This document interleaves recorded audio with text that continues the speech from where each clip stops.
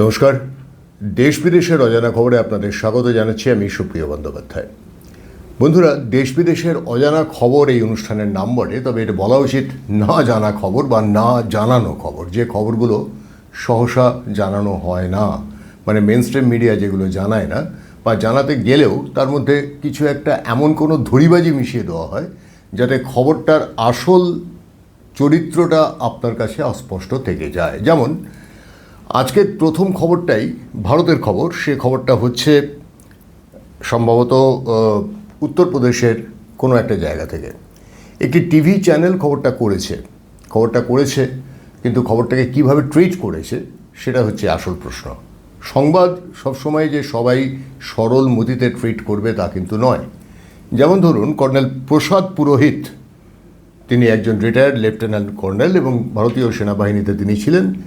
তাঁকে সাক্ষাৎকার নিতে গেছিল একটি চ্যানেলের সাংবাদিক এবং সে বারবার চেষ্টা করছিল যে তাকে দিয়ে বলানোর যাতে তিনি ভারতের এই সরকারের নিন্দা করেন, যাতে তিনি ভারতের এই পরিস্থিতির নিন্দা করেন, যাতে বারবার করে তাকে দিয়ে এইটা বলানোর চেষ্টা হচ্ছিল যে আর্মিতে এত টাকা কেন স্যাংশন করা হলো বাজেটে, ইত্যাদি ইত্যাদি।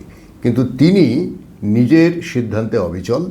কর্নেল প্রসাদ পুরোহিত পরিষ্কার বলে দিলেন যে ফ্রিবিজ অর্থাৎ কিনা এই ডোলের রাজনীতি, এই কিছু একটা পাইয়ে দেওয়ার রাজনীতি, এর মাধ্যমে কখনোই একটা দেশ এগোতে পারে না। এবং পাশাপাশি এটাও বললেন যে বামপন্থা নিয়ে যারা চলে তারা দেশের ক্ষতি ছাড়া মঙ্গল আজ অবধি কোনোদিন করেনি, করবেও না, আগামীতেও না।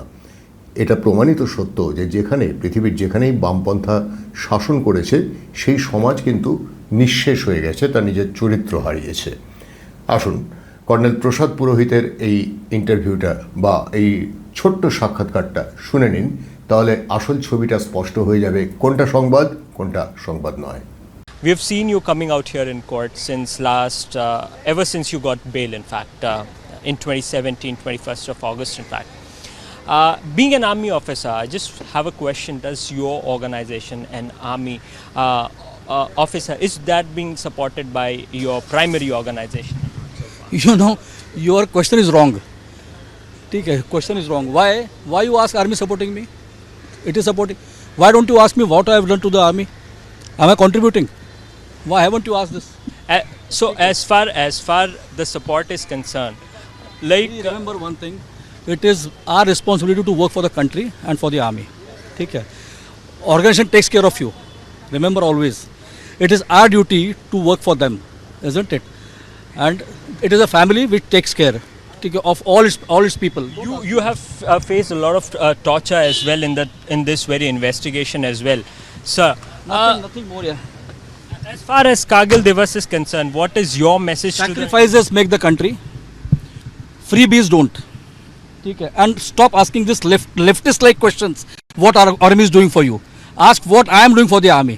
Okay. I feel ashamed of myself that I am not able to put my 100%. Understand this, okay? You want to contribute more for the country? Not only me, you all should do. Okay, we all should do this. It's our land, it's our people, it's our soil. Remember this. Thank you. বন্ধুরা, দেখছেন দেশ বিদেশের অজানা খবর বা না জানা খবর।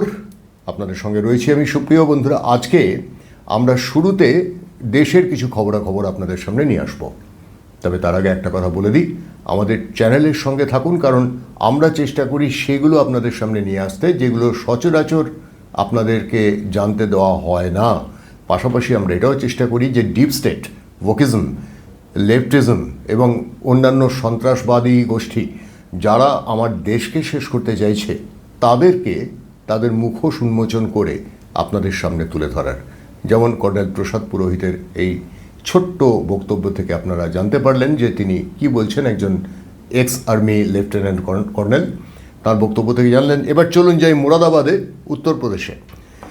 সেখানে আপনারা হয়তো অনেকেই জানেন না যে রাকসান্দা খান নামের এক মহিলা, যিনি সম্প্রতি হিন্দু ধর্ম থেকে ইসলাম ধর্মে ধর্মান্তরিত হয়েছেন, তিনি একটি স্কুলের শিক্ষিকা। স্কুলটি হচ্ছে ল্যাকমে স্কুল। ল্যাকমে আপনারা জানেন প্রসাধনী সামগ্রী বানায়। এই ল্যাকমে স্কুল, যেটা কিনা উত্তরপ্রদেশের মুরাদাবাদে চলছে, সেই স্কুলের ছাত্রীদেরকে এই মহিলা প্রায় জোর করছেন, প্রেশারাইজ করছেন যে তাদের ইসলাম ধর্মে ধর্মান্তরিত হতে। পরিচয় করিয়ে দিচ্ছেন ইসলামী যুবকদের সঙ্গে এবং চাইছেন তাদের সঙ্গে তারা শারীরিক সম্পর্ক গড়ে তুলুক এবং বারবার করে বোঝাতে চাইছেন যে কেন তাদের ইসলাম ধর্মে আসতে হবে। ব্যাপারটা এইভাবে তো চলতে পারে না দিনের পর দিন। অবশেষে ছাত্রীরা মুখ খুলেছেন, তারা বলছেন যে তাদের উপর এরকম চাপ দেওয়া হচ্ছে, পুলিশ ব্যাপারটাতে ইন্টারভেন করেছে এবং আমরা একটা খবর পেয়েছি যে খবরটা আপনাদের সামনে তুলে ধরলে আপনারা বুঝতে পারবেন যে কত রকমভাবে চেষ্টা হচ্ছে এই সনাতন সংস্কৃতিকে ধ্বংস করার। মোরাদাবাদ, উত্তরপ্রদেশ, রক্ষন্দা খান নামের এক শিক্ষিকা কি করছে দেখুন। तो पढ़ाई के नाम पे यहाँ पे इस्लाम धर्म सिखाया जा रहा है। हमें हिंदू मुस्लिम में मतलब हिंदू बच्चों को नीचे रखा जाता है, मुस्लिम बच्चों को बहुत ऊपर रखा जाता है। और जितने भी वो होते हैं हमें मतलब बताया जाता है कि मैं एक हिंदू थी और मैंने मुस्लिम से शादी कर ली और मैंने तो 19 साल की एज में भाग के घर से शादी कर ली थी, लेकिन आज मैं बहुत खुश हूँ और मेरी फैमिली भी मान गई है। इसको कहा गया है कि क्या कहते हैं तुम भी ऐसा कर सकती हो। हमें मुसलमान लड़कों से जोड़ा जाता है यहाँ पे हमारा नाम, और हमें प्रेरित किया जाता है कि आप भी यहाँ पे मुस्लिम लड़कों के साथ यहाँ पे रह सकते हो, कोई दिक्कत नहीं है। आगे घर वाले सब मान जाते हैं। और अगर हम उस चीज़ को बोलते हैं इनसे तो हमें बोलती है कि ठीक है, अगर मैं ऐसे नहीं बोलूँगी तुम भी। हम नॉनवेज के लिए बोलते हैं मेन, क्योंकि हमें पढ़ाया गया कि नॉनवेज शिक्षा की जगह खाना बंद मतलब अलाउ नहीं है कि खाना नहीं चाहिए। शिक्षक कौन है जो कहती है ऐसा?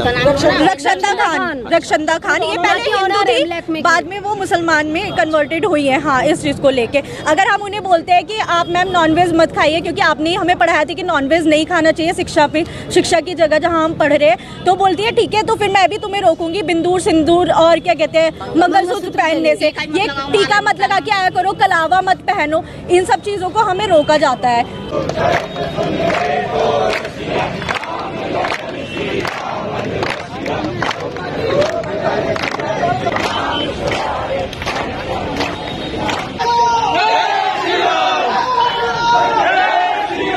जो यहाँ की छात्राएं पीड़ित हैं उनके साथ यहाँ पर जो अकेडमी है, लैक्मी अकेडमी, उस अकेडमी का यहाँ पुतला फूका गया है और अपना विरोध दर्ज कराया गया है। इस लैक्मी अकेडमी के अंदर जो यहाँ की संचालिका है रक्षंदा खान, उसके द्वारा लगातार हिंदू छात्राओं को प्रताड़ित किया जा रहा है। मानसिक रूप से उनको मुस्लिम धर्म में परिवर्तित होने के लिए प्रेरित किया जा रहा है, क्योंकि रक्षंदा खान स्वयं भी पहले हिंदू थी जो मुस्लिम में कन्वर्ट हो गई, तो वो उनको अपनी कहानी सुनाती हैं और उनको प्रेरित करती हैं। जो हिंदू महिलाएं शादीशुदा हैं, सिंदूर लगा के आती हैं, मंगलसूत्र पहन के आती हैं, उनको सिंदूर लगाने को मना करती हैं, मंगलसूत्र पहनने को मना करती हैं। जो हिंदू छात्र तिलक लगा के आते हैं उनको तिलक लगाने को मना करती हैं। और रक्षंदा खान स्वयं मुस्लिम है और जो मुस्लिम छात्र इस इंस्टीट्यूट में पढ़ते हैं सीखते हैं वो स्वयं यहाँ पर नमाज पढ़ते हैं। ये किस तरीके की कानूनी है, किस तरीके के नियम है? इस तरीके की हरकतें मुरादाबाद में बिल्कुल बर्दाश्त नहीं की जाएंगी। থুলাসেন্দ্রাপুরম, তামিলনাড়ু থুলাসেন্দ্রাপুরম জায়গাটি এমনিতে আর পাঁচটা সাধারণ জায়গার মতোই, কিন্তু সেই জায়গার একটা বৈশিষ্ট্য তৈরি হয়েছে কয়েক বছর আগে, যখন কমলা হ্যারিস আমেরিকার ভাইস প্রেসিডেন্ট পদে নির্বাচিত হলেন। তারপর থেকেই এই থুলাসেন্দ্রাপুরম নামের এই গ্রামটি ক্রমশ খবরে এসেছে, কারণ এই গ্রাম থেকেই কমলা হ্যারিস গেছেন বা এটাই তার আসল জায়গা, আসল বাড়ি। তো সেখানকার স্থানীয় মানুষজন যখন তারা জানতে পেরেছেন যে জো বাইডেন নির্বাচনী দৌড় থেকে সরে দাঁড়িয়েছেন এবং কমলা হ্যারিস এখন সম্ভবত আমেরিকার পরবর্তী ডেমোক্র্যাট প্রেসিডেন্ট পদপ্রার্থী হতে চলেছেন, এরকম একটা সংবাদ জানার পরে গ্রামের মানুষ খুব আনন্দিত। তারা কমলা হ্যারিসের ছবি দিয়ে চতুর্দিকে পোস্টার লাগিয়ে হৈ হৈ করছে। আসুন দেখুন কমলা হ্যারিসের আদি গ্রাম, সেই গ্রামের মানুষজন তার সম্পর্কে কতটা আবেগপ্রবণ।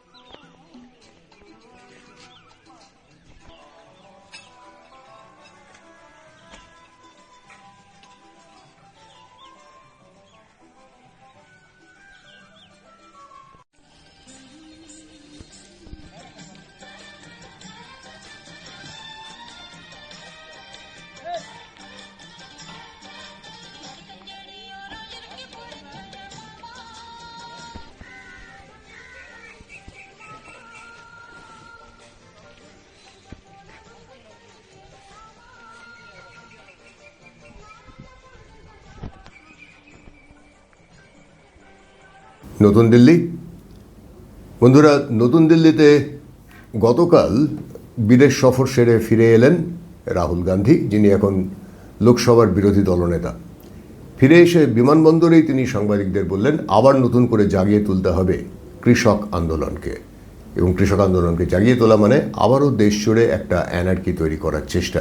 কি বললেন রাহুল গান্ধী? हमारे मैनिफेस्टो में एमएसपी में लीगल गारंटी लिखा है, हमने पूरा उसका असेसमेंट किया है, वो किया जा सकता है। अभी मीटिंग में हमने ये डिसाइड किया जो इंडिया गठबंधन के बाकी लीडर्स हैं उनसे हम ये डिस्कशन करेंगे और फिर सरकार पर दबाव डालने की कोशिश करेंगे कि legal guarantee MSP legal guarantee Hindustan के किसानों को मिले। कोई प्राइवेट वो चर्चा चल रही है, वो उसके बारे में हम इंटरव्यू डिस्कस करके वो करेंगे। कांग्रेस पार्टी अथवा जितने भी इंडिया गठजोड़ के घटक है, इन्होंने विश्वास दिलाया कि हम सबसे बात करके जो किसानों और खेत मजदूरों के मुद्दे हैं देश की पार्लियामेंट में हम ज्यादा महत्वता देकर उसको पूरा कराने की कोशिश करेंगे। एक बात बहुत इम्पोर्टेंट विपक्ष के नेता माननीय राहुल गांधी जी से हमारी हुई है, जो हरियाणा गवर्नमेंट ने हमारे किसानों के ऊपर जिस तरह का अत्याचार किया है उसको इन्होंने हमारे साथ वायदा किया है कि जो हरियाणा गवर्नमेंट वही गोलियां चलाने वाले, वही मारने वाले, वही इन्वेस्टिगेशन करेंगे और वो कैसे इंसाफ देंगे उसके ऊपर हमारी आवाज बनकर पार्लियामेंट के अंदर वो बात रखेंगे। प्रयास करेंगे कि हमें इंडिपेंडेंट वो इन्वेस्टिगेशन हो पाए।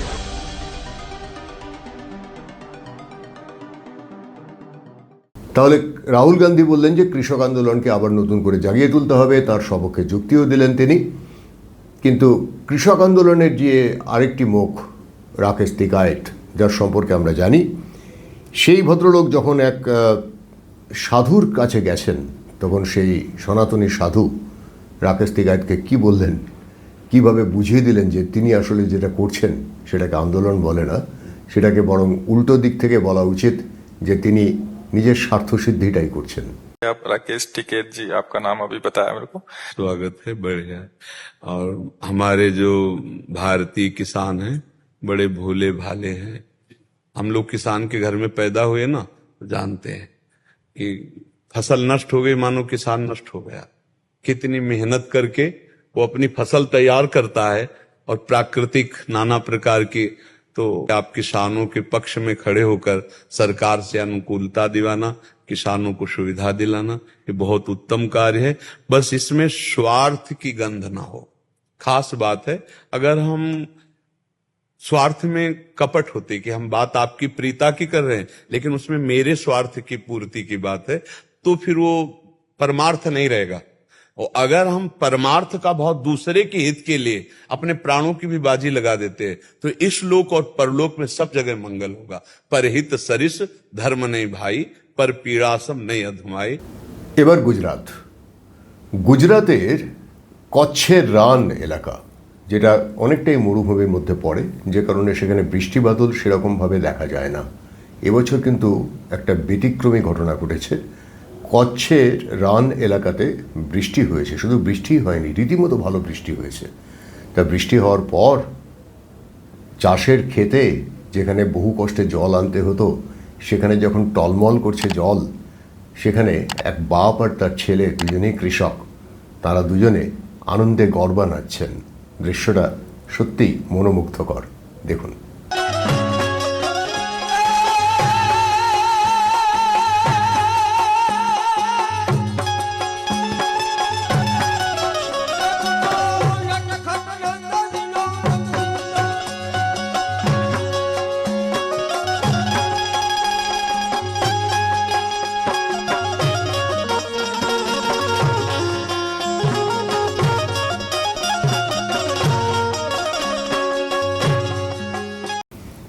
Tehran, Iran.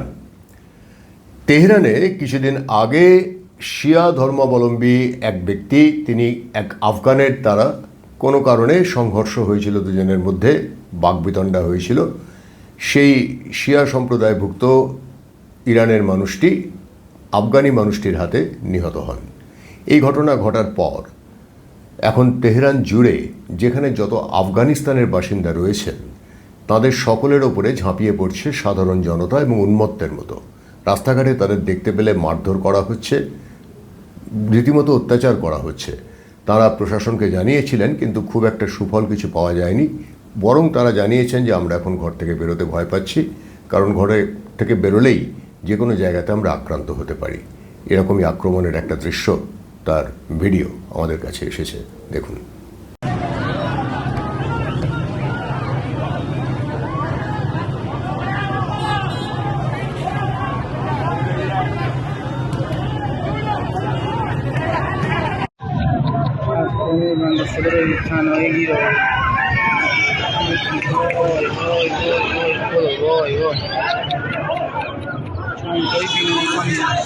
কানাডার খবর।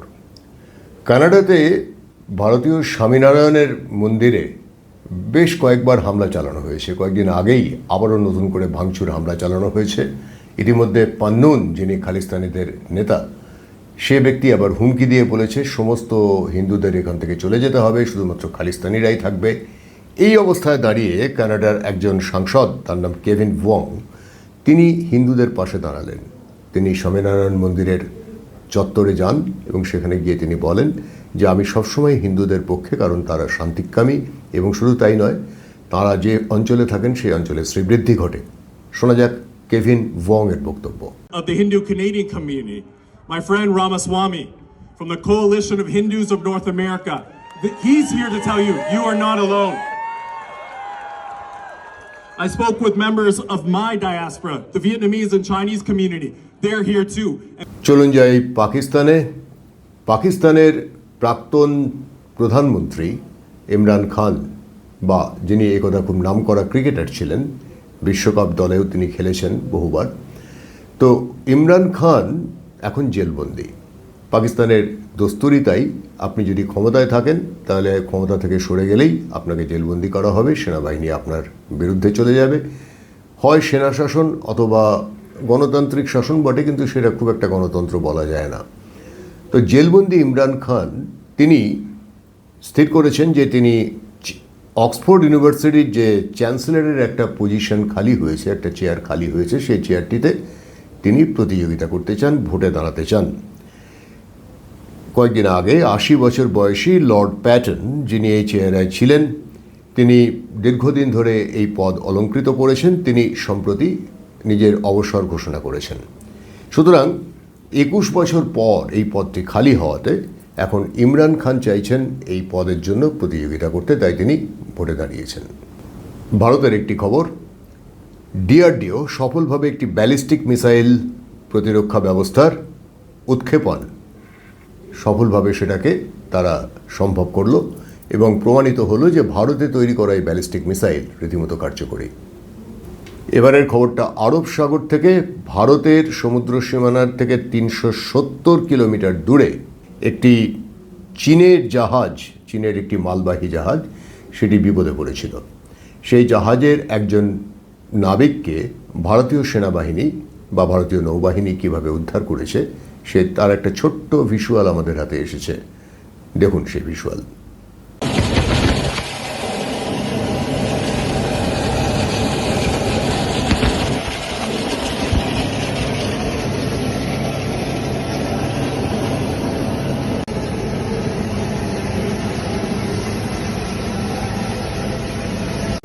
এবারের খবরটা ঠিক কোথা থেকে হচ্ছে তা এখনও স্পষ্ট নয়, তবে সম্ভবত ইসরায়েলের প্রধানমন্ত্রী বেনিয়ামিন নেতানিয়াহু তিনি কোনো একটি সফরে গেছিলেন। তিনি যখন সফরে যান তখন যে হোটেলে তিনি ছিলেন, সম্ভবত আমেরিকাতেই গিয়েছিলেন, সেই যে হোটেলে তিনি ছিলেন সেই হোটেলের ভেতরে প্রচুর পরিমাণে কেঁচো, তারপরে অন্যান্য জঘন্য সব প্রাণী এবং বেশ কিছু ঝিঁঝি পোকা, এই সমস্ত কিছু ছেড়ে দেওয়া হয়েছে সেই হোটেলে, যাতে বেনিয়ামিন নেতানিয়াহু ঠিকমতো বাস করতে না পারেন। খাবার টেবিলের ওপরেও সেগুলো ছড়িয়ে পড়েছে, ঘরেও ছড়িয়ে পড়েছে, এবং কারাই কাজ করেছে সেটা বলার জন্য কোনো পুরস্কার নেই। অবশ্যই যে যারা ইহুদিদের বিরোধী তারাই এই কাজ করে থাকবে। এখনও পর্যন্ত কাউকে ধরা সম্ভব হয়নি, তবে পুলিশ তদন্ত করছে। حطوط من رعب الارض نطلع زي جن بخ هدي اللعب على هذا نترك على النار الافكار تنطخ اخ تراك ورا حدا اذا بلغ انا مش مركب بركبش مع حدا انا فين ان امكانيك البلد بالبقلك ديك بين رعوة غنم انا جيت انا ديك طلعت تحلم نحكي حقيقة دقيقة نفهم فيش وقت بضيع شباش حبيبتي بديك في بلاش مفيش حبيبي اليوم بحتاج اجيب نعمل بلد طريقة طريق نفسي على عدل শেষে প্যারিসের একটা খবর। আপনারা জানেন প্যারিসে ইতিমধ্যেই অলিম্পিকের প্রস্তুতি প্রায় সম্পূর্ণ, শীঘ্রই শুরু হতে চলেছে অলিম্পিক। অলিম্পিকের যখন এই গ্রীষ্মকালীন অলিম্পিকের একটি খেলাতে ইতিমধ্যে মরক্কো আর আর্জেন্টিনার মধ্যে খেলা ছিল এবং প্রচণ্ড ক্ষেপে গিয়ে মরক্কোর সমর্থকরা বা ফ্যানেরা তারা মাঠের মধ্যে প্রচুর পরিমাণে আতশবাজি এবং অন্যান্য জিনিসপত্র ছুঁড়ে মারে, খেলা ভণ্ডুল হয়ে যায়। প্রসঙ্গত আপনাদের জানিয়ে রাখি যে প্যারিস অলিম্পিককে কিন্তু বারবার হুমকির সম্মুখীন হতে হচ্ছে। ইতিমধ্যেই হামাসের তরফ থেকে দাবি করা হয়েছে প্যারিসে রক্তের নদী বইবে রাস্তায়, প্রচুর মানুষের মৃত্যু হবে, কারণ এই অলিম্পিকে ইহুদিদের সুযোগ দেওয়া হয়েছে। দেখুন কি পরিস্থিতি হয়েছিল মরক্কো বনাম আর্জেন্টিনার ফুটবল ম্যাচে অলিম্পিকের আগেই। Hay un viento de cola y un estado de gracia que también le pega de frente al seleccionado sub-23. Bueno, se desmadró todo, Una locura. se desmadró. দেশ বিদেশের অজানা খবর বা না জানানো খবর আজকের মতো এ পর্যন্তই। দেখা হবে আগামীকাল।